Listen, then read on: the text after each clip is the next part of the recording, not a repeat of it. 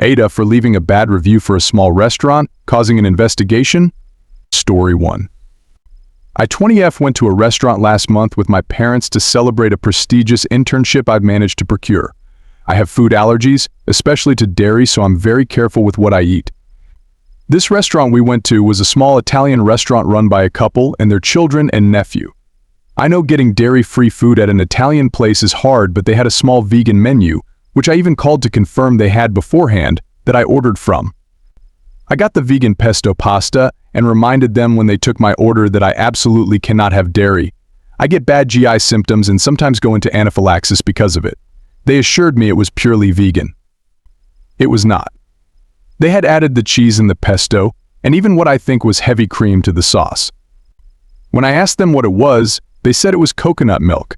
Not even 3 bites in, and I started developing hives and got a scratchy throat and knew I was screwed, so I immediately administered my EpiPen in the washroom and called emergency.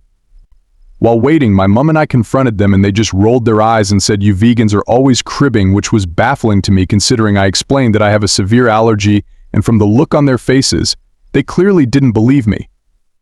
They even told me it was completely vegan and that I was lying, which I obviously wasn't. You could see the hives all over my neck and arms.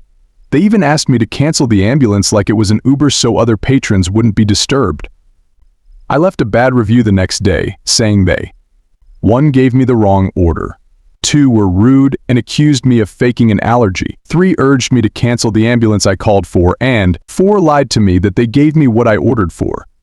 I thought that was that, but 2 weeks back, an inspector reached out to me, saying he was going through the restaurant's reviews as part of an inspection and came across mine. After a conversation on the events, he said an investigation had to be started because they take food allergies and wrongful serving of allergens very seriously where I live. Expectedly, the restaurant closed down for the investigation and the family have been bothering me ever since. Because it was family-owned and run, it was their main source of income, and one of the possible outcomes of the investigation could be banning them from ever working in food service. They even went as far as to find out where I go to uni, which wasn't hard. It's a small town, and sent a letter to my dean about my behavior, which I've been called to appeal next week. There's also a cease and desist to take down my review. I'm a law student, so I know it's completely bogus, but people have been telling me I just ruined a family, and I do feel very bad about that and wonder if I should have handled it a different way. AITA? First comment. 100% NTA.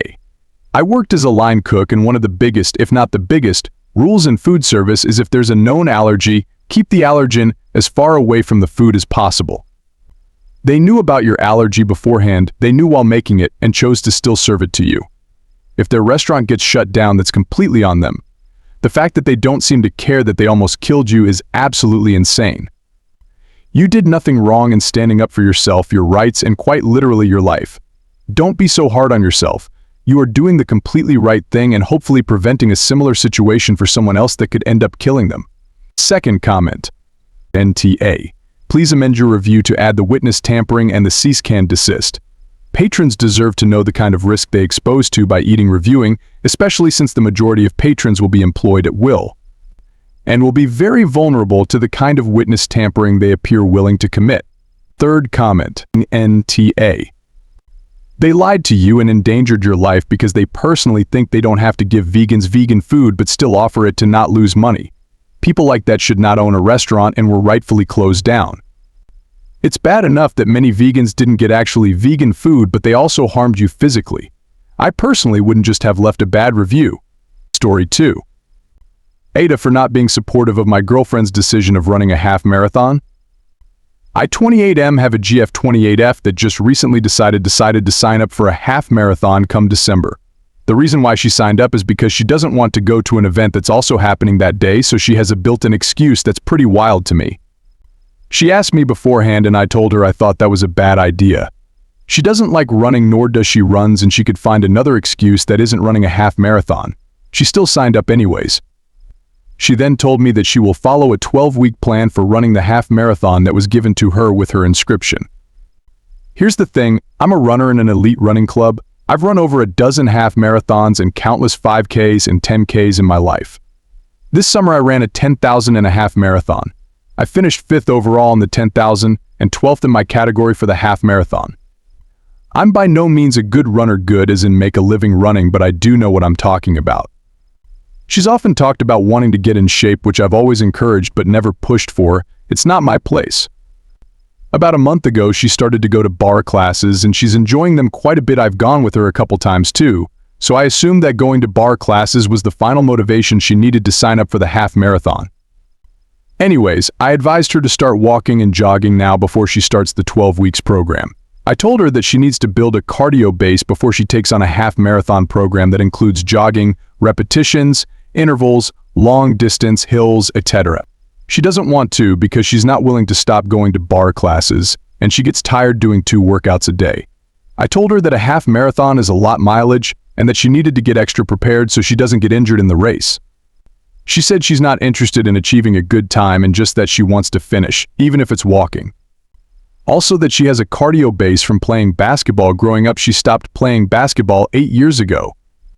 I told her that she made this commitment and that she should take it more seriously. 12 weeks for a half marathon is a pretty standard program when you have been running and you want to hit your peak in the race, not when you're about to start from scratch. That was the last straw, and she got really upset with me, saying that I was trying to put her down, not being supportive of her, and that it's not easy for her when her boyfriend is in great shape and she isn't. At that point, I apologized for making her feel that way and that I would drop it. I do feel that I need to find a better way to approach it, but I want to know, was I the asshole? First comment. I think you're NTA, but I also think the way you wrote this is causing a lot of people to misunderstand you. I think a lot of people are interpreting your take it more seriously as really try to get a good time. But I don't think that's what you meant. I think you meant take more seriously the potential for self-injury in jumping into the 12-week training course, since that course is meant for people who are already runners. So, you're worried about her hurting herself, and that's a legitimate concern. Hell, just walking 13 miles in a single day is a lot. Is that what you meant? Second comment. AITA. It's just a half marathon. She can walk it if she wants. She can quit if she wants. She can sleep in instead if she wants. There's no consequence for not running a half marathon that she signed up for. It's not even that big of a commitment. No one except you are going to care if she doesn't do it. The only risk is if she doesn't train and pushes her body too hard at the marathon and hurts herself. Rather than acting like she should become an avid runner just because she signed up for a half marathon, you should support her decision to participate in the marathon at her comfort level in a safe way. She isn't risking injury yet, so you are out of line with your lectures. As for taking the commitment seriously, give me a break. Running is your hobby, not her life's work. Third comment. NTA. As a mediocre runner, at best I've done a few halves and 1 full, but been at the middle of the pack. At best it is reasonable to point out the issues. You sound like you're being supportive of her fitness efforts, but not necessarily a brief training plan for this kind of undertaking, which is reasonable. Undertraining is a good way to get injured. The real issue here is this elaborate plan to get out of doing some other unnamed event, which may be what really needs to get unpacked. Story 3. Curry? AITA for not wearing a bra and dressing comfortably in my own home when my BF's friends are staying over? Hi all. So basically my boyfriend's mates from his uni days are visiting from out of town and staying at our house cause it's cheaper than renting a hotel or Airbnb. Usually when I'm lounging around the house or doing housework, I'm super comfortable in a loose baggy t-shirt and boy shorts. I don't wear a bra because it's just what I find most comfortable. However, when his friends were here, I continued to dress the same way. My boyfriend mentioned that he thinks it's inappropriate and that it might make his friends uncomfortable. He suggested that I should wear a bra even at home just to avoid any potential awkwardness. This has me feeling conflicted because I really value being comfortable in my own space. Nobody else complained, but he seems to have a problem with it. I'd rather just relax and dress comfortably in my own home. My boyfriend and his friends are pretty casual too. They often walk around shirtless or leave the door open when changing. So I feel like my choice of attire shouldn't be a big deal. Like when they're going to or from the bathroom they're completely shirtless, but at least I'm not doing that. Also, I have the decency to close the door when I change. I don't care. Just don't get why it's a big deal for me but not for them. First comment. TA. Your BF can pay for the Airbnb for his friends to be undisturbed by the view of brightless boobs under t-shirt of his GF. You are queen of your home. Anyone who has a problem with how you organize yourself in your own home can eject themselves out of the door. He is being ridiculous. insecure, and misogynistic. Second comment, NTA. I think your BF is being misogynistic and sexualizing you for no reason. You are not doing anything wrong by being comfortable. You're not nude, so I don't think he has a right to ask you to change anything. Side note, I never wear a bra. It's comfortable for me. I don't wear see-through tops and my ex never cared. He was very supportive of me being comfortable and feeling secure in my body. So I definitely don't think you should have to wear a bra at home if you don't want to. Third comment. What the hell?